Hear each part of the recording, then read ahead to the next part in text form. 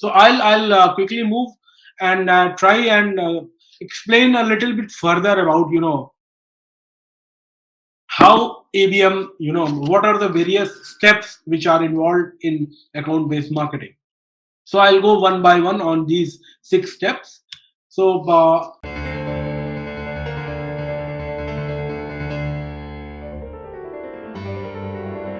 the first step, what is the first step of ABM? Although I have explained a lot in my previous slide, but still, just to make further, understanding, create a more understanding onto this model, because this model nowadays it's a highly talked and highly popular model among all the B2B organizations across the globe. So that's why I want all of you to completely understand this model in greater detail. So that's the objective of going further, going into much greater details. So what is the first step of ABM? Discover and define your high value customers. So how to discover and define, I have explained earlier, that long listing, short listing, and TAM, and so on and so on, all these steps. So here what you have to see, what is your normally you have to define between ideal customer profile and ideal partner profile. Okay, so what do I mean by these two words? So while if you remember, I explained that you have to map your product to the target accounts from a long listing to a short listing when you are arriving. So you are keeping in mind the kind of product and services you are selling. So that's how you try to create a match between your product and the prospect. Okay, so you decide on a ICP that these prospects are ideal customer profile. For example, I gave example of that sales effectiveness module, that okay, you are trying to sell that training program. So the ideal customer profile will be organizations which have got a large sales team. So that is the first filter in which you apply. What is the second filter or a signal which you can further when you get into the second stage? When you start reaching out to them, expanding, then you try to create an ideal partner profile. If you recall the first slide where I was trying to explain the 3 steps of a buying process, need, then evaluation, and then buying decision. So how do you become a partner with the prospect? How can you partner them? From a customer, you convert them to a partner. So where, from your perspective, not from a buyer perspective, from seller perspective, that how you can pitch yourself to be a ideal partner to a prospect, a buyer, that wherein you understand their needs, you understand their problems, you understand their issues, and you try to solve it working alongside with them. So from a, you create a ICP. From a long list you come to a short list, and then from that short list you do a lot of A/B testing, and from that A/B testing you find ways that how do you convert as a seller yourself into an ideal partner, so that you are working as a consultant to the buyer prospect, that you are trying to consult them. Okay, this is the problem. Okay, this has to be solved this way, and this is the way to solve it. And we also have a product which may help you. If you would you like to consider it? So this is the kind of approach we have to take. So this is the first and the major step of ABM.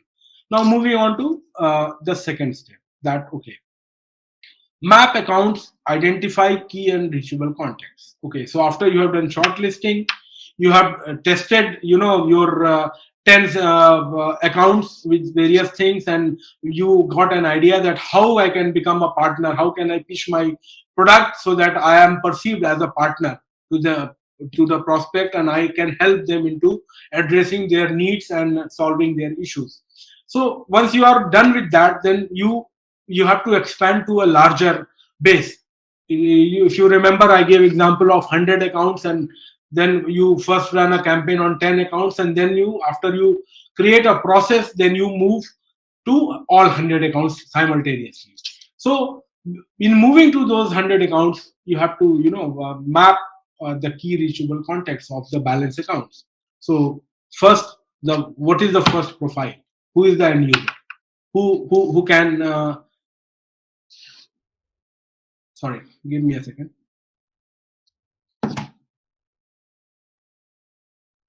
Who can be the end user?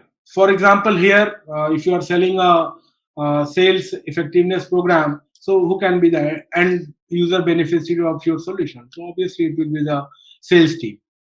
Then supervisor of that persona one, obviously, because usually the buyer, because he is the head of department of sales, or he is the sales director, or maybe he can be the vice president of sales or head of sales of the company. So he will decide, because he is controlling the budgets of the sales department. So any training intervention, though it is coming from HR department, okay, but the budget, it can depend, you have to identify. My example can may be wrong in some scenarios, because in some organizations, the L&D department of HR decides have these kind of budgets, so they are the decision makers. So you have to map. So you have to map the end user, then you have to map the supervisor or the decision maker, and then the executive body, who will basically, they will take care about the ROI, that okay, if we are spending $10,000 on a training program, then how it is going to benefit the organization in the long run. So it can be a CEO, it can be a CEO, it can be CFO. So these kind of people. So you have to map different levels very, very clearly of each of those 100 accounts. So this is very, very important. Then moving on to the third step, what happens? This is a very, very interesting step. Basically, what happens that as a seller, as a B2B, sales people, there is a certain inherent habit of sales people, that okay, what we try and pitch our product. So that means we are trying to pitch, define content and personalized messaging. Okay, so what we do, what is our messaging to the prospect? That we make a claim that okay, I have got this product. You send a product brochure. Okay, so that means you are sending out your claim that this is a medicine which will solve all your problems. So this is our self-centric approach by any sales personnel or any organization. That okay, sending a product brochure is a claim that you are making, that I have got a product, you can see. If it fits you, you can decide to buy. But this is not ABM approach. ABM is more customer centric. So the all the variables remain the same. The claim, the pain, the gain, all remain the same, but you invert it. Okay. So what happened? You become customer centric. From a product centric sales professional, you become customer centric sales professional. So what happens here? You invert these three points. First, you have to understand the pain of the customer. That's why I emphasize that you have to be act as a consultant. You have to be part of that buying process right from the need, and there is a need or awareness about something at the buyer's end. So you have to identify their pain, identify the issue. Then you have to put your claim, that okay, how you can put fit in your, how your product or your service is going to address that pain or address the need of that buyer or that organization. But the first and foremost step is that you have to understand the pain or the need in detail. Then you insert your product or service, that okay, I have got a product or a service which can help you achieve your goals. It can eliminate your pain, it can sort your issues, or it can enhance your productivity, because there is a need to enhance the productivity of the sales team. So I have got a training program which can help you enhance the productivity of your sales team in the long run. So there, from you understand the pain, then you put your claim, you pitch your product and service. And after, when you are pitching your product and service, you always tie it up with the gain. So gain means from the buyer's point of view. So you have a pain, this is my product, and if you use my product, these are the gains. So this is a completely customer centric approach. So if you compare this with this, the points remain the same, but the approach has changed completely. Being a self centric, being a product centric, communication, to a customer centric communication and talk. So this is a very very important. You have to understand this step very very clearly.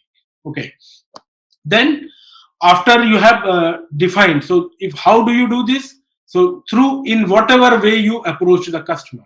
Okay, all these you are sending emailers, then your email has to reflect these three variables. Okay, if you are making a phone call, has to be reflecting this. If you are making a physical visit, your sales, your call, you have to define a blueprint of your sales call, which should address all these 3 points. That okay, these are being addressed properly in my sales call, or a sales pitch, or a marketing pitch, or a product pitch, whatever you want to call it.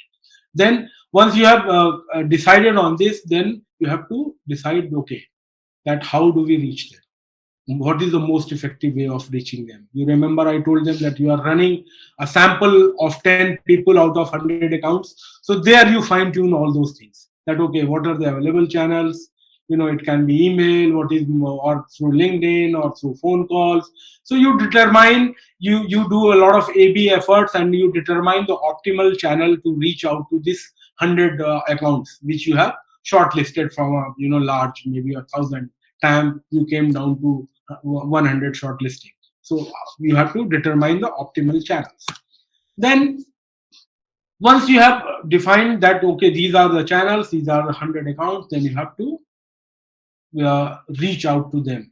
Okay, reach out to them keeping in mind this: pain, then claim, then gain. Okay, don't throw your claim that it will address pain and gain, let them understand on their own. No, you have to make them understand. You have to be in the customers or the buyer's shoes, and then accordingly draft your entire content and messaging campaign. This is very very important. You have to be very very mindful of it. Even as a salesperson, as a marketing person, you may ask that okay, this is a task of marketing, but here I am talking about ABM.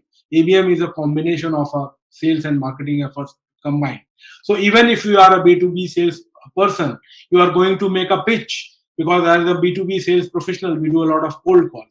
So if your cold call has to be modeled around these three variables, that okay, whatever is your opening conversation, you have to understand what is the pain, or you do some research in the background that okay, this organization is going through these kind of issues, or these things can help to enhance the productivity. So before you get into a communication, you have to do a thorough research and define your sales pitch, or your product pitch, or your email campaign, everything. You have to define the content of that approach. Okay, so once you have done that, then you have to start reaching them. It can be cold outreach via emails, through LinkedIn, using phone call. You have to decide, pick and choose as per the accounts and see what is working, and then you have to keep on engaging them. Keep on engaging them. It's not that you have sent one email and you didn't get any response, and you don't send anything else again. So you have to see that okay, now you have to define a strategy that okay, first I have to address this, then this, then this. There has to be various laid down steps in the process. If you want some real life examples, feel free to ask me questions. I can help you understand with respect to your problem areas. So you can note down your questions and share. We will take them later. Okay, if you want some real life examples, I'm ready to share that as well with you all. So then you reach out to them, this process. Then after you start doing all these things, then there has to be a complete process of measuring, learning, and optimizing the conversion. Okay, so how do you do that? There are two broader, again coming back to pain, gain, and claim. So you have to, before you claim, you have to understand their pain. So how can you understand their pain, and how can you make them understand the gains by using your product? So you have to become a trusted guide of the buyer. So the buyer, the prospect has to trust you that okay, this person is not trying to sell something to me. He is trying to address to my needs, or trying to sort out my issues or the problems. So so there are, how can you can become a trusted guide? So first you have to get the attention of the buyer or the prospect that okay, why you need to change. Okay, then you have to explain to them why with you. That means what is the kind of solution or the product which you have got, and then why now. Because if it is an issue, then the buyer may be in a hurry. So why now is will be decided by the buyer. But if it is a normal value add service or something like that, you are selling as a solution, futuristic, to increase the productivity of sales team. So why now? Why you need it now? So you have to be very very ready that okay, why you need it now. Then communicating the gains. Okay, so there are various ways. Once you have to communicate as a B2B sales professional in this process or a marketer. Then other there are referrals. Referrals always play a major role. That okay, you have a happy customer. If he is referring to you to somebody else, referring your product to somebody else, he will only refer when he or she is happy. Okay, so you get a starting point. You get a podium to start in the next account because you have been referred by somebody and who is satisfied by the gains from the product which you have sold to them in the past. So referrals play a very very important role here. Then you have to, when you are talking about gains, suppose as a salesperson I have pitched my product and I'm trying to explain to a buyer that how, what benefits which will come out of this, when that buyer is buying my product or service. So you have to give real life examples. Okay, you can quote testimonials from your satisfied clients, some case studies that okay, we did this, the productivity of the sales team went up by 20% in next 3 months, something like. So it has to be real, not theoretical. It has to be real life examples which you have to which you can quote to communicate the gains in a more effective manner. And it has to be supported by obviously the data, because you have to, if you have to make it real, it has to be supported by evidence and benchmarks and data. And then you have to, while you are communicating the gains, you have to pitch your product. You have to assert yourself. Yourself means you are representing your organization, you are representing your product or service which you are selling. So you have to be very very assertive also at this stage that okay, our product is the best because these are the real life examples and these are the satisfied users, so these kind of scenario. So you have to show the thought leadership in terms of your product or service, that we are the pioneers. Our this program helped change 20 organizations in the past and their productivities went up by 50%. And we are continuously evolving our training programs. We have got the best trainers available, all those things which will help you assert your thoughts on the prospective buyer. So these are the basically six major steps in ABM. And uh, you have to be very very we have to be very very mindful, and you have to be very very patient, because the concept of ABM is about all about having patience. You cannot expect this cycle to be closed in days. It will take weeks for sure. So you have to decide, going back to this slide again, that you have to decide again, repeating what I told you a couple of minutes back, that basis your product, basis your target market, basis your audiences, basis the kind of accounts you are handling, you have to create a mix and match of these two strategies. So ABM is very very useful, but it involves a lot of patience in terms of creating this entire process, because this process you have to create, and at every step of this process you have to be very very careful, otherwise your results may vary.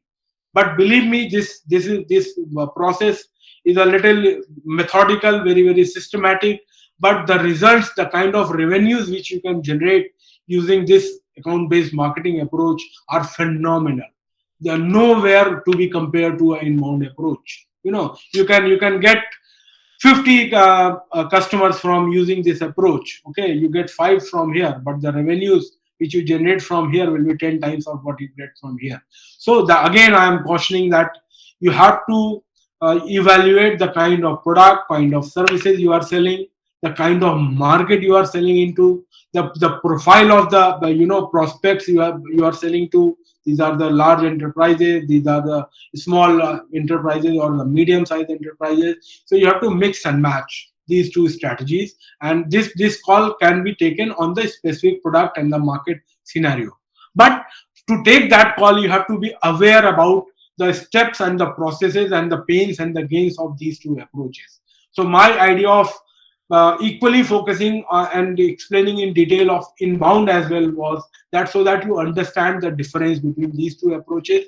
You understand that what kind of account and what kind of products can be targeted or pushed through these two, set of processes, inbound and ABM. So that was the whole idea of this entire presentation.